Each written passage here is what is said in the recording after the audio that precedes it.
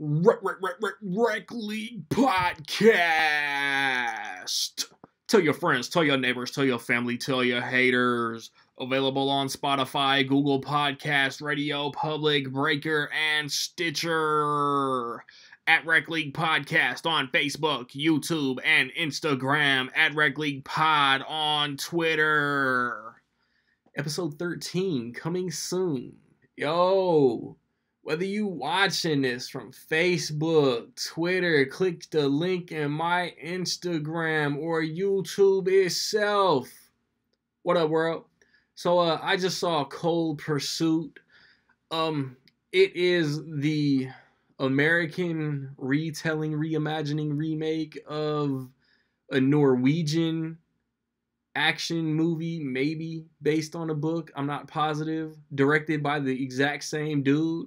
It stars Liam Neeson, Laura Dern, Emmy Rossum, Tom Bateman, Dominic Lombardozzi, John Doman. It is directed by Hans Peter Moland, and as he directed the original adaptation, this is his domestic debut. If you want to get a shout out in my review of either Happy Death Day to You, Isn't It Romantic, or Alita Battle Angel, stay tuned to the end of the video to figure out how you can do that.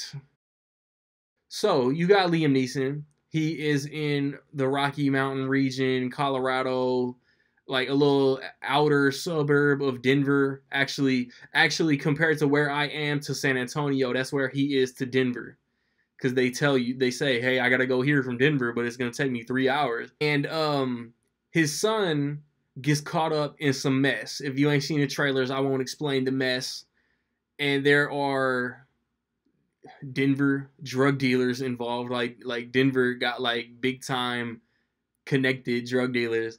And he steps up for his family. Liam Neeson steps up for his family, as we have seen many a time before. I heard a bunch of positive reviews. Like, I ain't even gonna talk about the controversy within the past week about Liam Neeson and all of that, because that has nothing to do with this movie. And while this is an entertaining movie, I didn't reach the overwhelmingly critical praise that I've read about this movie over the past few days. Like, I ain't even searched out reviews. It just happened to have had crossed my Facebook, Instagram, Twitter newsfeed, and I have seen positive reaction. And part of it, I feel like since the first Taken, we've seen Liam Neeson whoop ass, because somebody wronged his family. How many times? 3 Taken movies.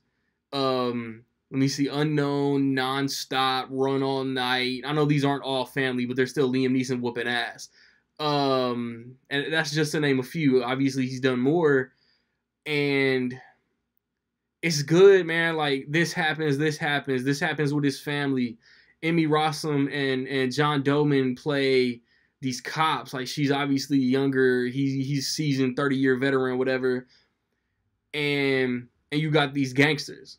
These drug dealing gangsters who inherited the lead villain, the lead antagonist, inherited the business from his dad, who made peace with Indian drug dealers, and they make ignorant jokes about Indians thinking it should originally be their land. Bruh, if you ain't of Indian ancestry, we are all immigrants. I'm sorry.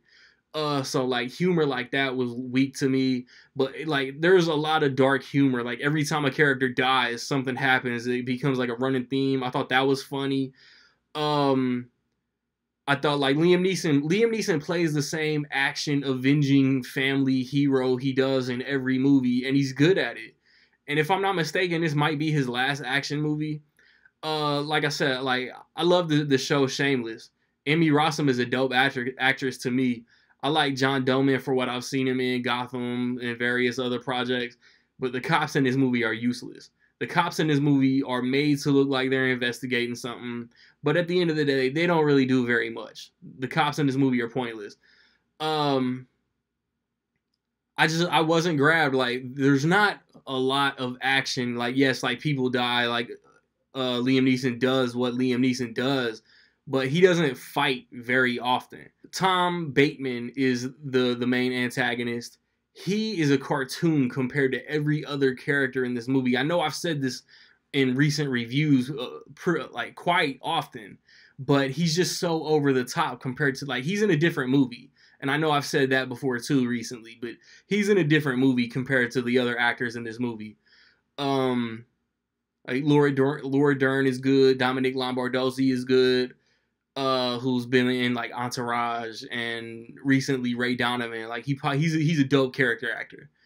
But I don't like some of the humor hits. Like there's a lot of dark humor, and like some of it hits, some of it doesn't. And I enjoyed this movie, but I didn't love it. My only complaints about this movie were the pointless cops and the over the top bad guy. Other than that, like this is a dope action movie, man.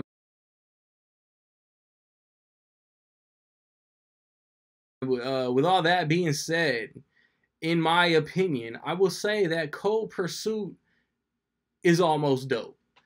So have you seen Cold Pursuit, man? What did you think about it? Positive, negative, somewhere in between? Let me know.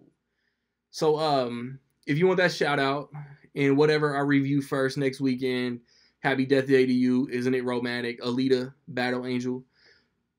What will the top 5 be this weekend at the box office, man? 1 through 5 in order. Of course, be correct and be first. Get your guesses in by noon Central Time Sunday, and you will get shouted. I have recently posted reviews for Miss Bala, for Glass. I almost forgot. There might have been, if you want to see how accurate me and my dudes were with the Super Bowl NFL playoffs, man, check those out.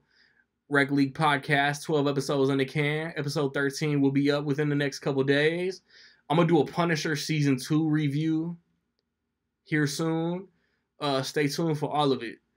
I think for the rest of February, I want to see those 3 movies I mentioned earlier, as well as How to Train Your Dragon 3.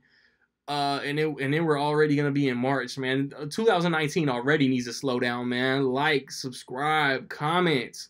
Find me where you find me, man. Don't know where to find me. Watch these credits. Peace.